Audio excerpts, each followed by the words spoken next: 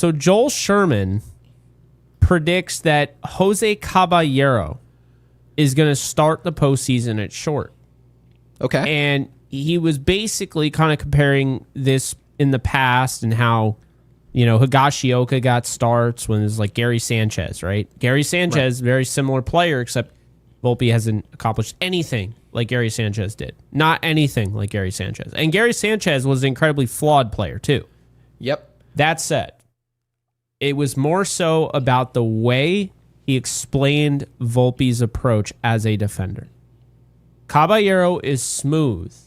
He's not a great player, and this is what he said. He's not a great player, but he's a solid player, and he's a smooth fielder. He's not sitting there sped up. Anthony Volpe, on the other hand, is like the Tasmanian devil. Gary, I want you to do the Tasmanian devil impression. Oh, Anthony Volpe, ground ball. It is ridiculous. I never to watch. I noticed it, right? I've never heard anybody word it like this. So props to Joel Sherman. This needed to be said. Anthony Volpe fields at shortstop the same way that we all field at shortstop in our dreams. Ground ball to you, you field the baseball, you stumble over your feet, and you throw the ball into the ground. You can't lift your arm. Everything is fast, just looks out of control, and just not of its time. It doesn't make sense. There's just no presence of mind, no understanding of how much time do I have. Okay, well, Ellie De La Cruz is running, so I need to charge every baseball. No. De La Cruz will literally chop a ball to him, and he'll just play it back like he's got Correa's arm. You have a pool noodle, my guy. You don't have a good arm. Every single time the ball's hit to Anthony Volpe, he should be sprinting forward. Why? He doesn't have a good arm. To prove it, just listen to the Yankees broadcast.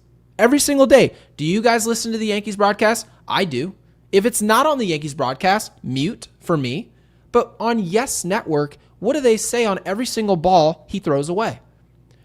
He wasn't aggressive on that play. He wasn't aggressive right there. He's out of control right there.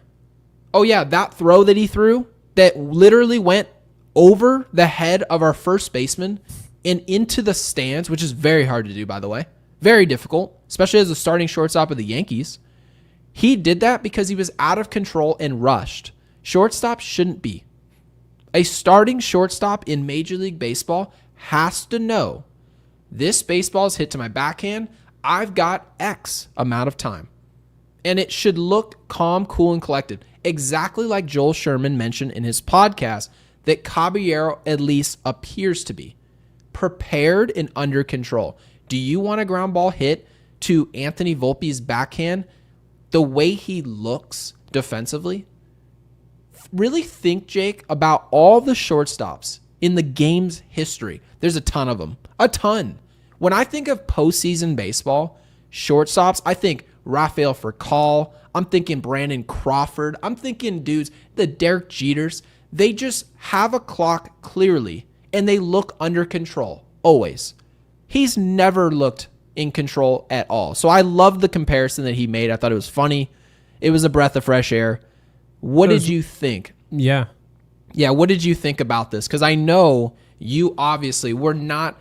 People make it seem like you hate this player because you have a critical thing to say about it. This is sports, man. This isn't a doctor's office. This isn't serious stuff. This is the circus. Remember, guys, we are covering athletes here. Jake, what did you think about this comparison? Because I thought it was absolutely just downright hysterical.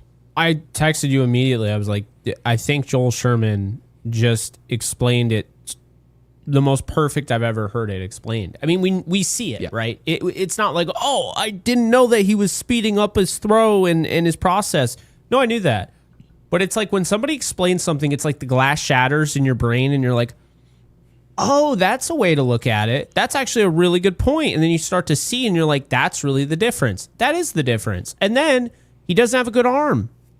And it wasn't good before the injury he suffered earlier in the year. I think it's gotten worse, to be honest with you. I have no idea. Truthfully, I have no idea about the injury. Technically could be bothering him. We're not sure. They wouldn't tell us even if we asked. Yeah, of course not. By the way, I do see in our comment section in our live, and by the way, guys, we will get caught up on all of these supers, so we really appreciate you guys. You're awesome, so thank you. I see in the comments when people are mentioning, and I said postseason shortstops, and I start seeing some people in our live popping up names that come to their head, right? Of players, you're like, oh, I really trust him with the leather. And you see this name, Mr. Omar Vizquel, right? Yeah, I mean. Now, mind you, I want to bring this back to something that Michael Kay said.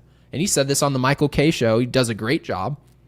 He said, well, were your expectations for Anthony Volpe to be Bobby Witt Jr.? And of course, he's not talking about the glove, guys. He was talking about the bat. And to which I said almost immediately the following day, nobody was expecting Bobby Witt Jr. We were expecting just good play. But here's the interesting part.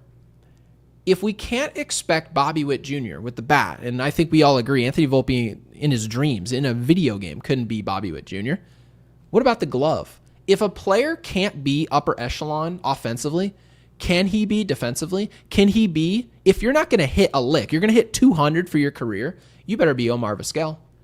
You better be Brandon Crawford. You better be Rafael. I mean, you better be Ke'Bryan Hayes. If you can't hit, you need to field. And it's like right now he's not doing either.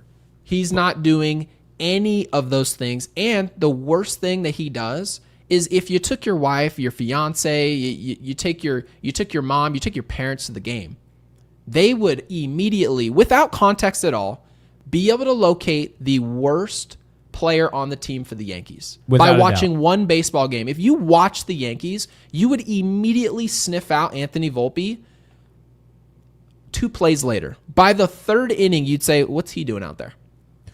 And to be fair, he was supposed to be like Bobby Witt Jr. That's why they didn't trade him. That's why they told us he was untouchable. And that's why he was the 5th overall prospect according to MLB Pipeline. So you're right. You know, you're he was supposed to be that. He was probably supposed to be more Bobby Witt Jr. than Bobby Witt Jr. ended up being. That's just the reality of it. And he didn't end up being that. And he's had 1,700 at-bats almost. And I feel like I know who he is. He's a player that, honestly, I figured out who he is. Oh, who is he? I would love to hear this because I can't figure out. He's a new brand of bat I can't describe. Oh, my God. You're going to love this. NFL. Yeah, please. Ready? He is Tua Tagovailoa. Oh, please. Tua is way better than him. No, hear me out. Tua, and honestly, Tua was always better. He's had way better seasons. I get that. But what he is now, what they keep telling us is that Tua is this, he's going to continue. No. I mean, come on. You can clearly see whether it's the injuries or not, this guy's on the decline. You could just clearly see it. That's what's happening with Volpe. Did you know Volpe's OPS right now is lower than his career? His career OPS is 682 or 662. His OPS this year is 661. He has a 206 batting average. That's lower than his rookie year. This guy is not a good baseball player. He should be in AAA. He should not be on this team. And he definitely shouldn't be starting every day. And guess what? Aaron Boone comes out and says, yeah, I consider starting Jose Caballero tonight. But Anthony Volpe remains the starting shortstop. And his quote, believe and hope his best days are here for us and down the stretch, hopefully into October. We saw that last year from him, how good he was. I don't care. I don't care. I don't care. I do not care. Okay? You're not going to get to October if you don't win the rest of, if you don't win a decent amount of your games, right? Obviously, we know they'll be in the playoffs, but you have to assume that you have to be a good team the rest of the way.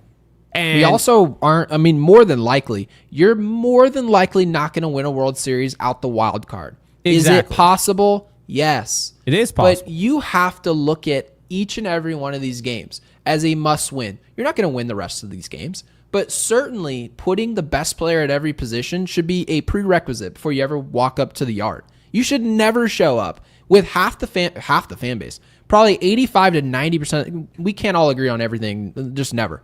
But Anthony Volpe, how many people, genuinely, would say, yeah, he gives the Yankees the best opportunity to win. Or if he's going to be out there, the Yankees know how to fix this or how to fix it, like what to tell him. Oh, he did this, and then this is what we're going to work on. They're just throwing him out there and expecting something different to happen. So it does suck. It's not going to change. There's literally people out there. I saw reports this morning saying, well, they're expecting, they're not sure, but they wouldn't be surprised if they moved on. What other contender would have a player playing this poorly where we have to have rumors that he'd be gone? If you play this type of baseball with really any other team in the league, they'd be like, there's no reason to have you back. There's no reason to even talk about this. And yet we're the only team that would do this.